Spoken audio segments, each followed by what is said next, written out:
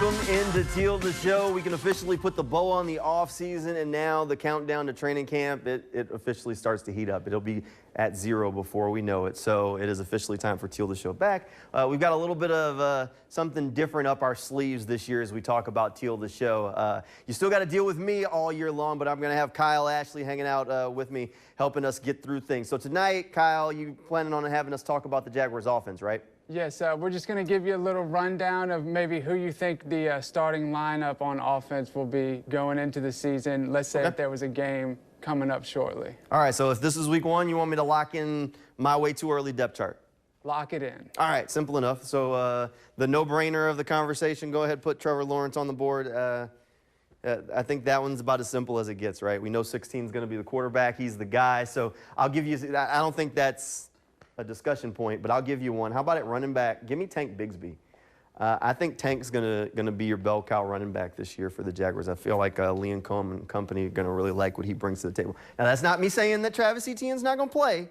I think he's still gonna be extremely involved, but for the sake of conversation right now, I think Tank's gonna be that guy. Hey, a little Auburn shout out. I like me some Tank Bigsby. Obviously, you do too.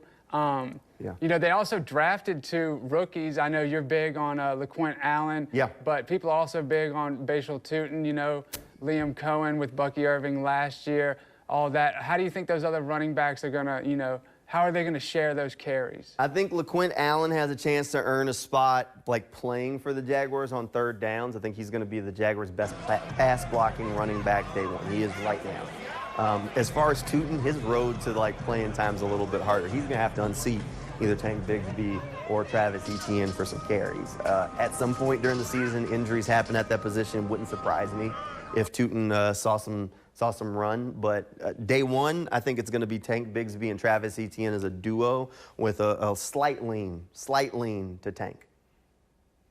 I like that. Hey, I like that. I think both Tank and Travis will get some carries, but you know they're going to try to mix in those rookies just a little bit. Yeah, you got to mix them in. All right, let's go to wide receiver now. So we'll go Brian Thomas. That's again no-brainer. You know BT. He's going to be in the lineup. Give me Travis Hunter there next to him. I was trying to kind of debate. I wouldn't worry about where I have the wide receivers. Like I don't think Travis is going to be exclusively a slot guy. But I've seen he lined up a handful in the slot. I think they're going to move these guys around. I actually think Brian Thomas is going to line up in the slot a lot.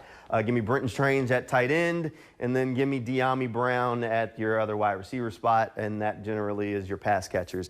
So that's kind of your skill guys on the offense. Brenton going to go in his first season as an official starter. We got Travis Hunter, the rookie. You kind of know what you're going to get from BT. And then Dyami Brown, he's kind of the guy that maybe a little bit of an enigma. Didn't do a whole lot with the Commanders. Had his best season as a pro last year, and now they're kind of looking to build off of that. Jack Gladstone, Cohen really believe in Brown. I like what I've seen from him, but you still got to see him do it on game day, right? Yeah, no, I'm excited to see Dyami Brown play. We talked to him. He said he's faster than Brian Thomas. We know BT is fast, so if you're faster than BTJ, I don't know how fast you could be, but that's definitely an exciting group to look at. So Brenton Strange, Evan Ingram gone. Yep. Do you think, does he fill that role?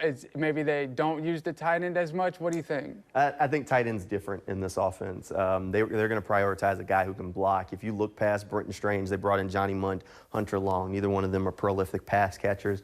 Evan Ingram kind of didn't fit their vision of a tight end. They want a guy who can do it all and do the dirty work and do it well. Strange can do that. Strange is a good run blocker. He's a big guy who can also get out there and catch some passes for you. I think Brenton Strange is a guy that if you're looking for a tight end in fantasy football, I don't know that I'd take him early, but he'd be worth a flyer because he is going to be involved, but I don't see him having nearly like a 1,000-yard season like we were getting from Evan Ingram. Like that's not going to be his role here. Yeah, so definitely looks kind of different with the skill position. Yeah. I'm excited. Let's say if you had to guess between those 3 wide receivers, yardage-wise, by the end of the year, who do you think? Just give me a 1, 2, 3. Oh, okay, just 1, 2, 3. I thought you were going full yards. All right. Well, that's simple enough. Brian, Travis, Dyami. 1, 2, 3. Bing, bang, boom, just like that. Yeah. Look, I think Brian, we're talking about a guy who's going to be in the neighborhood of 1,200 yards. I think if we get Travis playing both ways and he can knock on the door of 1,000, you're feeling pretty good about what you got from him. because I think you're asking a lot from him. But in a rookie 1,000-yard season, definitely nothing to like frown up about. So you give me that, and then when I think of De'Ami Brown, especially when you, like I said, you kind of got to see him do it, even if you believe in it and the Jaguars front office believes in it.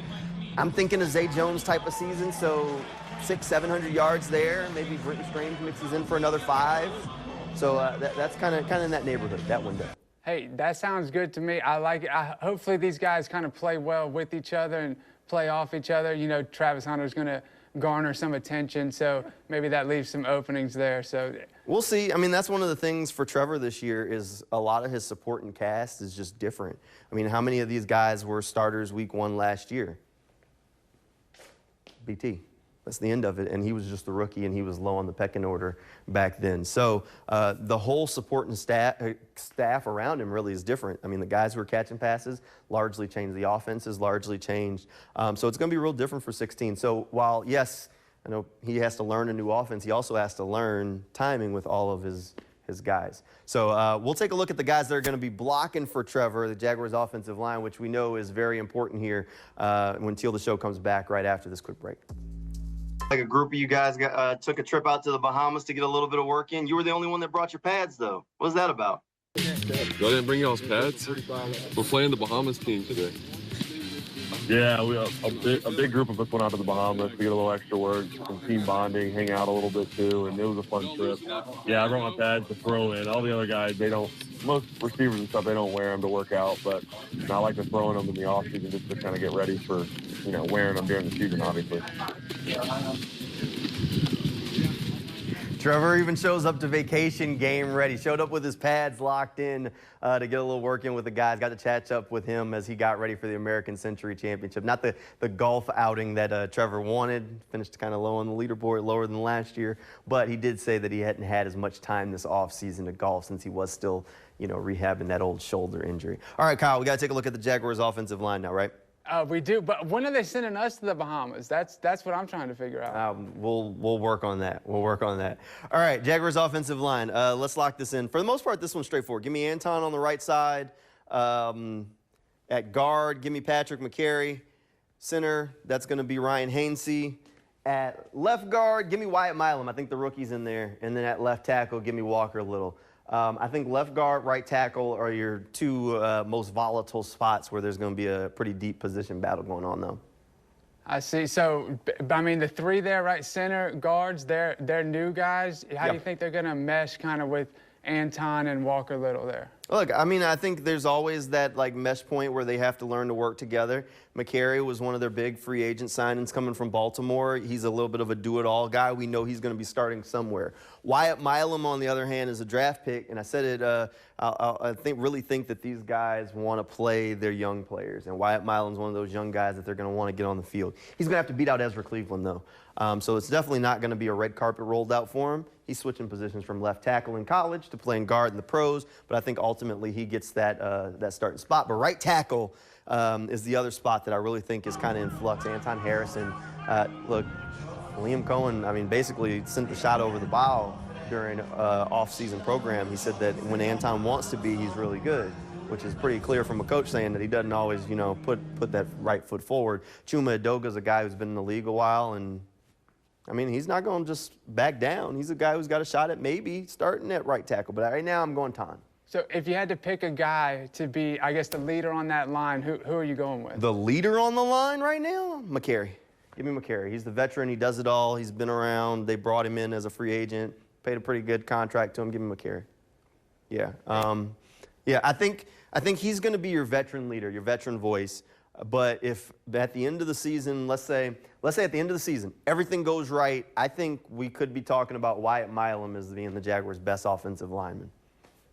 Hey, the rookie I would love to see that. This offense as a whole, I tell you, Jamal, looks really good. I'm excited for it. Look, I think there's a whole lot more questions about the Jaguars' offense than we really want to give it credit for. It's like, look at the offensive line. What are you going to get from Anton Harrison while there's still a whole lot of belief? What are you going to get from Ryan Hainsey? What are you going to get from a rookie in Wyatt Milam? What are you going to get from these Jaguars wide receivers outside of Brian Thomas? What are you going to get from Brenton Strange? If Brenton Strange stubs his toe, does he have a backup there? We're looking for the light to stay on for Trevor Lawrence. We've seen the flashes. What are we going to get at the running back? So there are a lot of what, and a lot of questions all around this Jaguars offense that have to be answered, and training camp is right around the corner. Hopefully we tried to answer some of those questions, at least in our minds, for you tonight here on Teal The Show. We'll talk a little bit more about the Jaguars defense coming your way on Friday as we can continue to kind of set the table for training camp as we get you ready. Training camp kicking off next week. Teal The Show will help navigate the Jaguars' rough waters all year long for you right here on Channel 4 Mondays and Fridays nights. Hopefully you'll decide to hang out with us. Thanks for spending some time with us tonight. Good night, everybody, and we'll see you next week.